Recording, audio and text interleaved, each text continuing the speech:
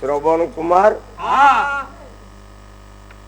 बापा पे पानी टिके आनिया को जाए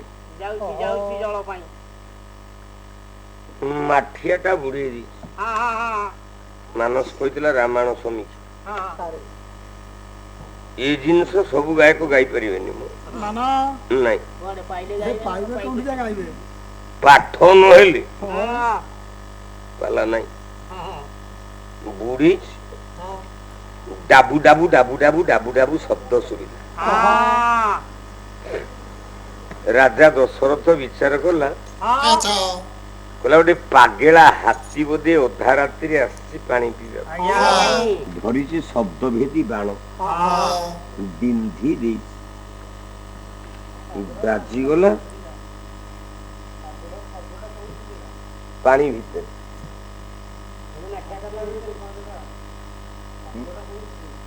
अरे माठियाटा जो बुड़ेवा तो डाबू डाबू बड़ बड़ बड़ बड़ शब्द हम शब्द हाँ हौ समस्ते कौन सबू जानी मु कौन जड़े गायक बोली मु कौन सबू जानी मोर भी किसी शिखिबार अच्छे तुम मान भी मोर शिखिबार अच्छे जाऊ पवित्रमय गाँ ये जेनापुर मौजे दी चार थर आसिक गाँव में पाला गाई सारे आउ जीवन में कौन नेबी बजे स्वर बाजी जाइए छाती गली पड़ी राजा दशरथ ए गली पड़ी श्रवण कुमार मरीगली मरीगली चित्कार दौड़ी गला दशरथ देखला जहा को मारी से जंगली हाथी की पशु नुह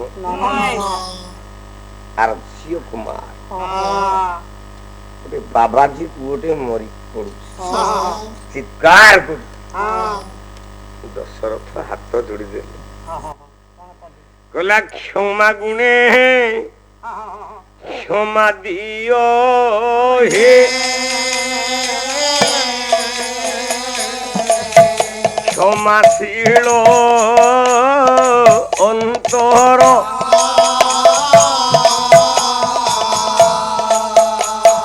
मारिले जीवने नुहंता ये व्यथा कातर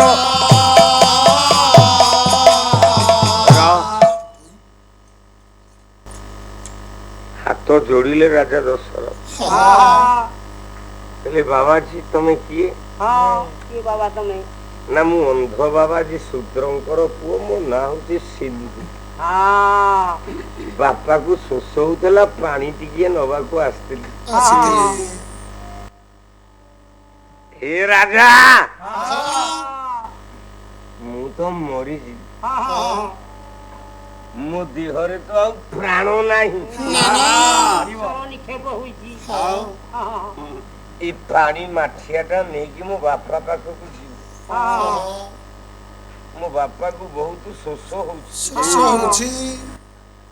मो बापा पानी न पी सारला पर्यंत मु मरी जाइछि बोली मो बापा को कहिबेनी जदी कहिबु मो बापाटा मर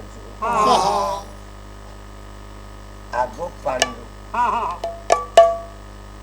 श्रवण कुमार छाती सरटा को काढ़ी देछि राजा दशरथ मरिकी पड़ी श्रवण कुमार कांधेरे पकेला श्रवण शवटा पानी माठियाटे नहीं कि जाऊ अंध बाबाजी शूद्रकर आश्रम पाहांता प्रहर केही ओले नाहंती घर सुखिला पत्र गुड़ाक पड़ी देखु आज्ञा भावटा कौटी अच्छी सुखिला पत्र गुड़ाक पड़ी राजा दशरथ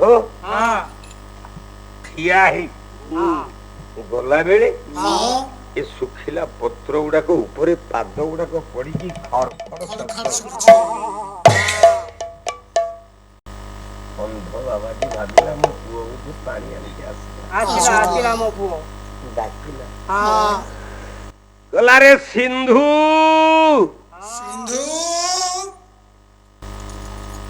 ତ ମରି ଯାଇଛି ଉତ୍ତର ଦବ କେମିତି? କିଏ ଉତ୍ତର ଦବ ଆଉ?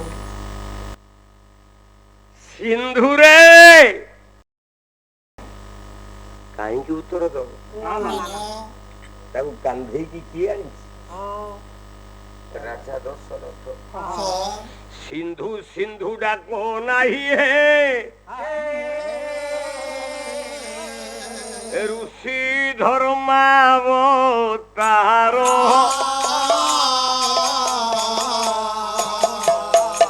କୁମ୍ଭପୁତ୍ର ମାରିଛି ଅଜରାଜ କୁମାର। ଏ ବାବାଜୀ ଆଉ ସିନ୍ଧୁ ଡାକିଲେ ସେ ଆସିବନି। ଆଉ ସେ ଫେରିବନି। ମୁଁ ତାକୁ ମାରି ଦେଇଛି। ନା କିଏ ତମେ?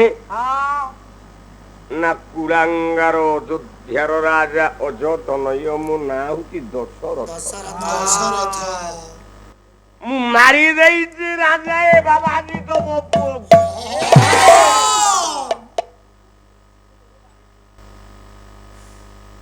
ଏଡେ ବଡ ଅନ୍ୟାୟ କଲୁ। କଣ କଲୁ?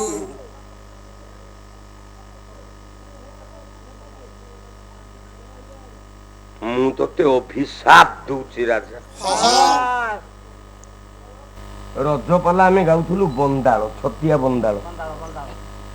ଭାରି ଜୋରେ ଗରମ ହଉଛି, ଭାରି କଷ୍ଟ ବାପାଲୁ, ଭିତରେ ରହି ହଉନି। କାହିଁକି ଅନ୍ୟମାନଙ୍କ ଚାଳ ଘର ହେଲେ ଗୋଟେ ପ୍ରକାର ସୁନ୍ଦର, ସେ ହଉଛି ସ୍କୁଲ ଘର। ଆଉ ସ୍କୁଲ ଘରେ କେମିତି ଲାଗୁଥିବ ଆପଣ ମାନେ ନିଜେ ନିଜେ ଅନୁଭବୀ ହେଇଛି। ପାଲଟି ଆଣିଛୁ, ମାର୍ବଲ ଟାଇଲ ପଡିଛି, ପକେଇ ଦେଇଛୁ, ମୁଠେ ମୁଠେ ଖାଇଛୁ, ସବୁ ଶୋଇଛୁ। ବିଶ୍ୱାସ କରିବେନି, ଜଗନ୍ନାଥ କରାଣେ ମିଛ ନୁହେଁ। ଆମେ ଶୋଇଛୁ, ଗୋଟେ ରଣା ସାପଟେ ସେ ବାହାରିକି ଆସିକି ଆମ ପାଖାପାଖି ହେଲାଣି। ନାଇଁ ଭୁଲ କହିଲେ, ଆମେ ସେତେବେଳେ ଖାଇନୁ, ଗଡୁଛୁ। ସେ ଲୋକଟି ଖାଇବା ଆମ ପାଇଁ ନେଇକି ଆସୁଛି ବାଦପାଲାକୁ। ମାରିଦେଇଛି ଟର୍ଚ୍ଚ ରଣା ସାପଟା, ଖାଇବା ଥୋଇକି ଚପଲରେ ବାଡେଇକି ସେ ସାପଟାକୁ ମାରିଦେଲା। ଖାଇବା ଦେଇକି ଯାଇଛି, ଆମେ ଖାଇବାକୁ ବସିଛୁ, ଆଉ ଗୋଟେ ଏତିକି ମୋଟା ରଣା ସାପ ବାହାରିଲା।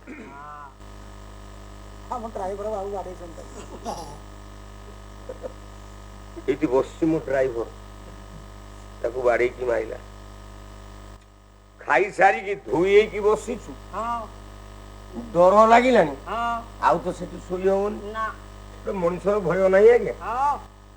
ଆମେ ସ୍କୁଲ ବରଣ୍ଡା ଉପରେ ସପ ପକେଇକି ଫ୍ୟାନ ଦେଇକି ଶୋଇଛୁ, ଆଉ ଦିଟା ରଣା ସାପ ଆଇଲେ।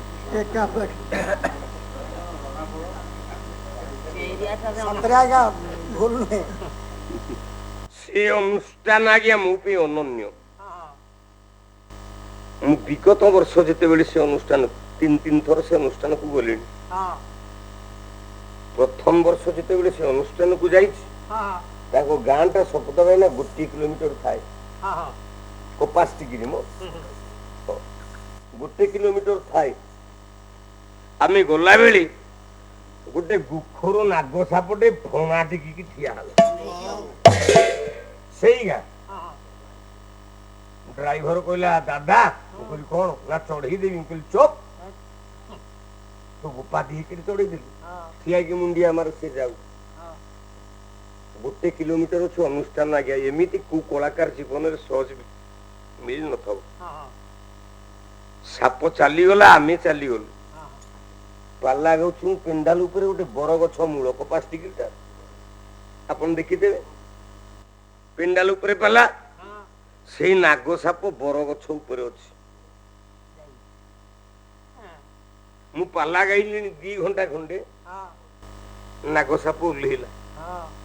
ମୁଁ ଏମିତି ଠିଆ ହେଇଛି ପାଲା ଗାଉଛି, ମୋ 2ଟା ଯାକ ପାଦକୁ ଗୁଡେଇ ହେଇଗଲା, ଫଣା ଟେକିକି ଏମିତି ରହିଲା। ନାଇଁ ଆଘାତ କରିନି, ସେତେବେଳକୁ ମୋ ଦେହରେ ଆଉ ଜୀବନ ନାହିଁ। ଆପଣ ନିଜେ କହୁନାହାନ୍ତି ଜଣେ ବଞ୍ଚିବ ଆଜ୍ଞା, ତା ହାର୍ଟ ଚୋକ୍ ହେଇଯିବନି? ମୋ ଗୋଡରେ ଏମିତି ଗୁଡେଇ ହେଇକି ଫଣାଟା ଟେକିକି ଏମିତି ରହିଲା।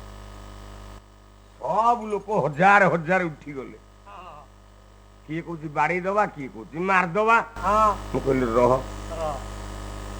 ମୋ ଦେହରେ ସେ 10 ମିନିଟ୍ ହେଲା ଗୁଡି ହେଇକି ରହିଲାଣି, କାହିଁ ମତେ ସେ ତ ଖୋଚ ମାରୁନି, ତମେ ତାକୁ କାହିଁକି ମାରିବ?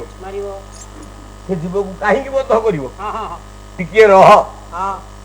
ଲୋକ ଗୁଡାକ ହୋ ହୋ ହେଲା ପରେ 15 ମିନିଟ୍ ପରେ ସାପଟି, ଆଜ୍ଞା ନାଗ ସାପଟି ମୋ ଗୋଡରୁ ଖସିକି ପଳେଇଲା। ଲୋକ ଗୁଡାକ ଆସିକି ମତେ କୁଣ୍ଢେଇ ପକେଇଲେ।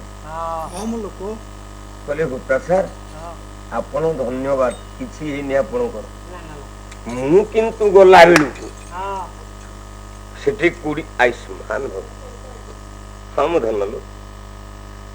ମୁଁ ଯେମିତି ବର୍ଷା ଘରକୁ ଯାଇଛି, ବର୍ଷା ଘରକୁ ଯିବାକୁ ଆଉ 20 ମିନିଟ୍ ଡେରି ହେଇଗଲା। ଗଲା ବେଳକୁ ଆମ ବର୍ଷା ଘରରେ ଶପଥ ଭାଇନା ଗୋଟେ କାନ୍ଥ ଆଉ ନାହିଁ। ଗୋଟେ କାନ୍ଥଟେ ଭାଙ୍ଗିକି ଆମ ଡ୍ରେସ ଉପରେ ସବୁ ବ୍ୟାଗ ଉପରେ ପଡିଛି, ମାଙ୍କଡା ପଥରା। ଆମେ ଯେତେବେଳେ ସେ ଘର ବୁଢୀକି ପଚାରିଲୁ, କହିଲୁ ମା କଣ ହେଇଛି, ଏମିତି କଣ କାନ୍ଥ ଭାଙ୍ଗି ଯାଇଛି? କହିଲା ପୁଅ ତମ ଭାଗ୍ୟ ଭଲ, ଏଇ ପଟ ଦେଇକି ଗୋଟେ ହାତୀ ଯାଉଥିଲା, ହାତୀ ତା ପିଚାରେ ଏମିତି ମାରିଦେଲା ଯେ କାନ୍ଥଟା ଭାଙ୍ଗିଗଲା। ଦେଖନ୍ତୁ ଆଜ୍ଞା, ମୁଁ ଯଦି 20 ମିନିଟ୍ ପୂର୍ବରୁ ମୋ ବର୍ଷା ଘରକୁ ଯାଇଥାନ୍ତି, ଆମେ ସମ୍ପଦ ଭାଇନା ବଞ୍ଚିଥାନ୍ତୁ? ସବୁ ମରି ଯାଇଥାନ୍ତୁ। ଆମକୁ ବଞ୍ଚେଇଲା କି ସେଇ ନାଗ ସାପ ବଞ୍ଚେଇ। ସେଇ ନାଗ ସାପ ଯୋଗୁ ଆମର ଜୀବନଟି ରହିଲା।